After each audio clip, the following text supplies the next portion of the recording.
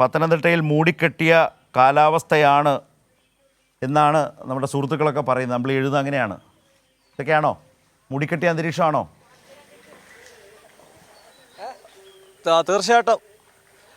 തീർച്ചയായിട്ടും ശരത്തെ, പത്തനംതിട്ടയിൽ ഇപ്പോഴും മൂടിക്കെട്ടിയ കാലാവസ്ഥ തന്നെയാണ്. നമ്മളിപ്പോൾ ഉള്ളത് തിരുവല്ല ഭാഗത്താണ്. തിരുവല്ലയിൽ എന്നാൽ മൂടിക്കെട്ടിയ കാലാവസ്ഥയല്ല. തിരുവല്ല ആലന്തുരുത്തിയുള്ള ഇവിടെ റോഡുകളിൽ വെള്ളം കയറി കിടക്കുന്ന ഒരു സാഹചര്യം തന്നെയാണ് ഉള്ളത്. ഇപ്പോൾ രാവിലെ തന്നെ ജോലിക്ക് പോകാൻ ഇറങ്ങിയ ഒരു ചേട്ടനോട് ചേർന്നു. ചേട്ടൻ എങ്ങനെയുണ്ട് ഇവിടുത്തെ അവസ്ഥ?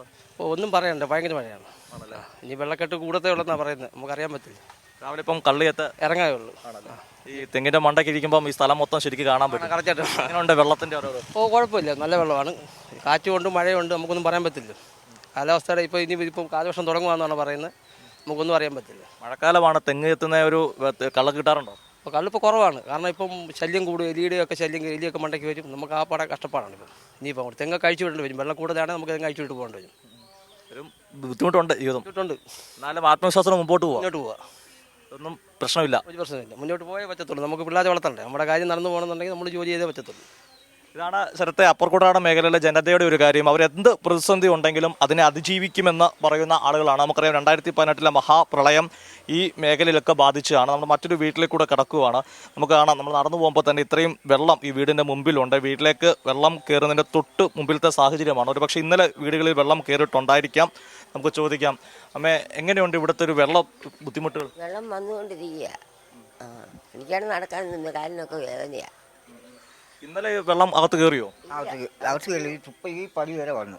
അപ്പോൾ ഇന്ന് രാവിലെ പോകണം ഇരിക്കുകയാണ് ക്യാമ്പിൽ. പക്ഷേ അത് ശകലം വെള്ളത്തിനും മാറ്റമുണ്ട് എന്നെനിക്ക് തോന്നുന്നു. ഇന്നലെ രാവിലെ വെള്ളമില്ലായിരുന്നു റോഡിൽ. അതിഭയങ്കര ശക്തമായ മഴയായിരുന്നു. ആ മഴയിൽ പൊങ്ങിയ വെള്ളമായിരുന്നു. പിന്നെ രണ്ടാമത്തെ പ്രശ്നം എന്ന് വെച്ചാൽ ഇതിൽ പോകുന്ന വാഹനങ്ങൾ പോകുമ്പം വെള്ളം അടിച്ച് ഇതിനകത്തോടെ കയറും. പുലർത്തിലുണ്ടായിരുന്ന സാധനങ്ങൾ മുഴുവൻ നഷ്ടപ്പെട്ടു, എല്ലാം ഒഴുകി പോയി. കഴിഞ്ഞ വർഷം ഉണ്ടായിരുന്നു. കഴിഞ്ഞ വർഷം ഇതുപോലെയാണ്. ഞങ്ങൾ ക്യാമ്പിലായിരുന്നു. ഏറ്റവും വലിയ വെള്ളപ്പൊക്കം 2018. ഈ ജനൽ വരെ പൊങ്ങി. ഇതിനകത്ത് നിലയില്ലായിരുന്നു. ഈ വീടിനകത്ത് ഉണ്ടായിരുന്ന നെല്ലും ഉണ്ടായിരുന്ന സാധനങ്ങളെല്ലാം നഷ്ടപ്പെട്ടു. ഇങ്ങനെ 18 വെള്ളപ്പൊക്കം. അത് കഴിഞ്ഞ വർഷം ഞങ്ങൾ ഇങ്ങനെ ക്യാമ്പിലായിരുന്നു. ഞങ്ങൾ കുട്ടികളെല്ലാം. ഞാൻ ഈ കുടുംബത്തിൻ്റെ നാഥനാണ്. മതിൽ കെട്ടേണ്ട ഒരു ആവശ്യമുണ്ടല്ലേ? അത് തന്നെ. ഇത് വണ്ടി വാഹനം പോകുമ്പോൾ ഇതിനകത്തോട്ടങ്ങ് അടിച്ചങ്ങ് കയറുക. ആരോട് പറയാനാ?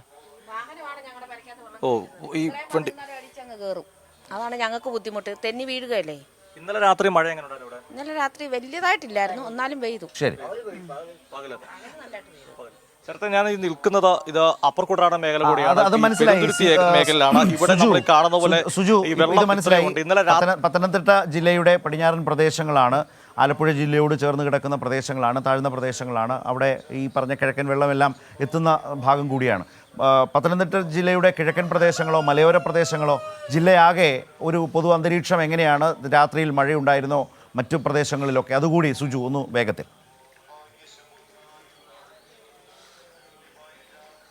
ശരത്തെ, പത്തനംതിട്ട ജില്ലയിലെ മലയോര മേഖലയിലും ഇന്നലെ രാത്രി മഴ പെയ്തിരുന്നു. എന്നാൽ മലയോര മേഖലയിൽ കാര്യമായ അനിഷ്ട സംഭവങ്ങളൊന്നും തന്നെ ഇതുവരെയും ഈ കഴിഞ്ഞ കുറേ നാളായി പെയ്യുന്ന മഴയിൽ റിപ്പോർട്ട് ചെയ്തിട്ടില്ലെന്നുള്ള ആശ്വാസകരമാണ്. ജില്ലയിലെ പ്രധാനപ്പെട്ട നദികളായ പമ്പ, അച്ചൻകോവിലാർ, അതുപോലെ തന്നെ മണിമലയാറിലൊക്കെ തന്നെ ജലനിരപ്പ് ഉയർന്നിട്ടുണ്ടെങ്കിൽ പോലും ഇവിടങ്ങളിൽ നദികളിൽ നിന്ന് കരകളിലേക്ക് വെള്ളം കയറുന്ന, കര കവിഞ്ഞ് ഒഴുകുന്ന ഒരു സാഹചര്യം ഒന്നും തന്നെയില്ല. ഇത്തരമൊരു സാഹചര്യത്തിൽ കൂടിയാണ് പത്തനംതിട്ട ജില്ല കടന്നു പോകുന്നത് എന്നതാണ്.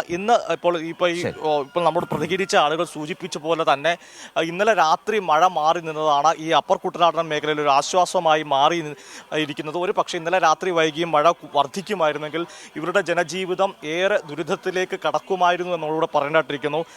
മാത്രമല്ല, കാലവർഷം ഈ 24 മണിക്കൂറിനുള്ളിൽ എത്തുമെന്ന് സൂചിപ്പിക്കുമ്പോൾ ഒരു പക്ഷേ മഴ തുടർന്നു കഴിഞ്ഞാൽ അപ്പർ കുട്ടനാടൻ മേഖലയിൽ വെള്ളപ്പൊക്ക ഭീഷണിയിലേക്ക് കടക്കുമെന്ന് തന്നെ പറയേണ്ടിയിരിക്കുന്നു. ശരത്ത്, കൂടുതൽ ആളിലേക്ക് പോകണമെങ്കിൽ കൂടുതൽ ഓക്കെ, അദ്ദേഹത്തോടു കൂടി സംസാരിച്ചോ? അവിടെ എത്തിയതല്ലേ, അവരോട് വേഗം ഒന്ന് സംസാരിക്കൂ സുജു.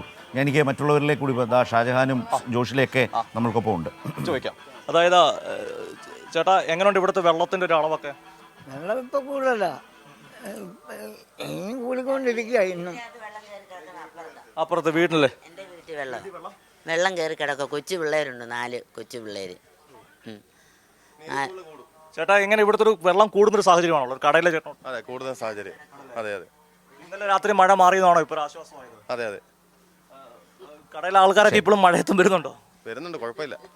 ഓക്കെ, രാവിലെ എന്താ ചേച്ചി സാധനം മേടിക്കാൻ ഇറങ്ങിയാണോ? ആ പിള്ളേർക്ക് പാലിന് വന്ന വെള്ളം വീട്ടിനകത്തല്ല മൊത്തം. അല്ലേ? ക്യാമ്പിലേക്ക് പോകേണ്ട ഒരു സാഹചര്യം ഉണ്ടോ? ഇല്ല, ക്യാമ്പിൽ വിളിച്ചു ചോദിച്ചിട്ട് അവർ ഫോൺ പോലും എടുക്കുന്നില്ല. പിന്നെ ഞാൻ എന്തോ ചെയ്യാനാ? അതാണ്, ക്യാമ്പ് ഇവിടെ തുടങ്ങിയിട്ടില്ല. അത് ക്യാമ്പിന്റെ അവസ്ഥയോടെ പറയണ്ട. പത്തനംതിട്ട ജില്ലയിൽ 3 ക്യാമ്പുകളാണ് തുടങ്ങിയിരിക്കുന്നത്. ഇവിടേക്ക് 20 ആളുകളെയാണ് മാറ്റി പാർപ്പിച്ചിരിക്കുന്നത്. ഏതാണ്ട് 7 കുടുംബങ്ങളാണ് ഉള്ളത്.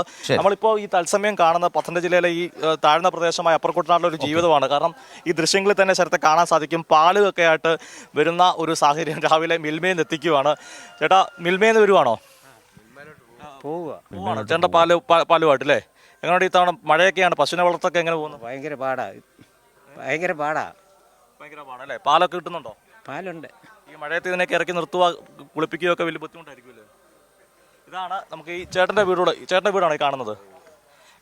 ഈ സ്ഥലത്തെ ഈ നമ്മൾ തൊട്ട് ഫ്രണ്ടിൽ ഈ കാണുന്ന വീടാണ് ഇദ്ദേഹത്തിന്റെ വീടാണ്. ആ വീട്ടിലൊരു അവസ്ഥയാണ്. കാരണം വീട്ടിലോട്ട് വെള്ളം കയറുന്നതിന് തൊട്ട് മുമ്പിലത്തെ ഒരു സാഹചര്യമാണ്. എങ്ങനെ വീട്ടിലേക്ക് വെള്ളം കയറുന്നുണ്ടോ? വെള്ളം അകത്തെല്ലാം കയറും. അകത്തെല്ലാം കയറി എല്ലാം പൊക്കിയൊക്കെ വെച്ചിട്ട് ക്യാമ്പിൽ പോവുള്ളൂ. കഴിഞ്ഞ വർഷം ക്യാമ്പിൽ പോയിരുന്നില്ലേ?